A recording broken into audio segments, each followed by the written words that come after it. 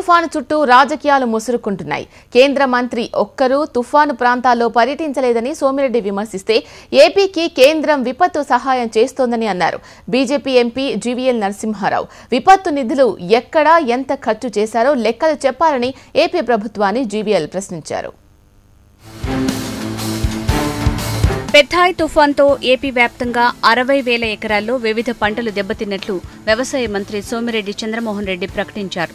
29,000 ఎకరాల్లో వరి, 17,000 ఎకరాల్లో మొక్కజొన్న, 16,000 ఎకరాల్లో ఇతర పంటలు దెబ్బతిన్నట్టు తెలియజేశారు.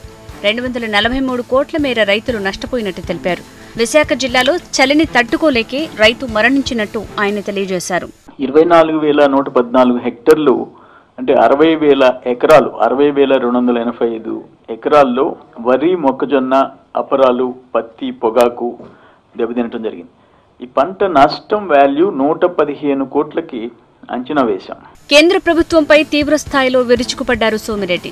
కేంద్ర మంత్రి ఒక్కరైనా తుఫాన్ ప్రభావిత ప్రాంతాల్లో పర్యటించారా అని ప్రశ్నించారు. తుఫాన్ విషయంలో సీఎంపై బీజేపీ చేస్తున్న ఆరోపణలు అర్ధరహితమన్నారు. తడిచిన ధాన్యాన్ని కేంద్రం కొనుగోలు చేయాలని సోమిరెడ్డి డిమాండ్ చేశారు.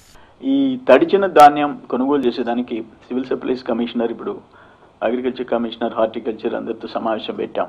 అది కూడా కేంద్ర ప్రభుత్వానికి ఎఫ్సిఐ ద్వారా తడిచిన ధాన్యాన్ని కొనేదానికి చర్యలు తీసుకునే విధంగా ఇమీడియట్గా గవర్నమెంట్ ఆఫ్ ఇండియాకి కరెస్పాండెన్స్ చేస్తున్నాం.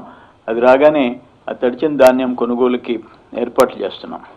అట్లే వీళ్ళకి కూడా త్వరగా ముఖ్యమంత్రి గారు ఇన్పుట్ సబ్సిడీ అత్యవసరంగా ఇచ్చేయాలని అనేది ముఖ్యమంత్రి గారి ఆలోచన. ఏపీకి కేంద్రం భారీగా విపత్తు సాయం చేస్తోందని బీజేపీ ఎంపీ జీవీఎల్ నరసింహారావు చెప్పారు. విపత్తు నిధులను రాష్ట్ర ప్రభుత్వం ఎక్కడ ఖర్చు చేసిందో లెక్క చెప్పాలని డిమాండ్ చేశారు.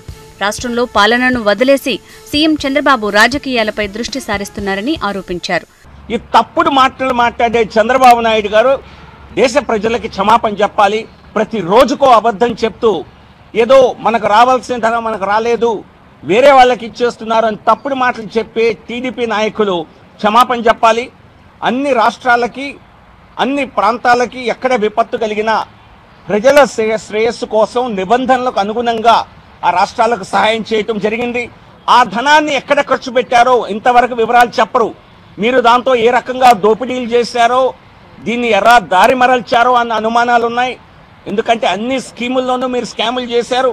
సో కాబట్టి ఆ ఎస్డీఆర్ఎఫ్ కింద వచ్చిన 1896 కోట్లు ఏమైనాయి?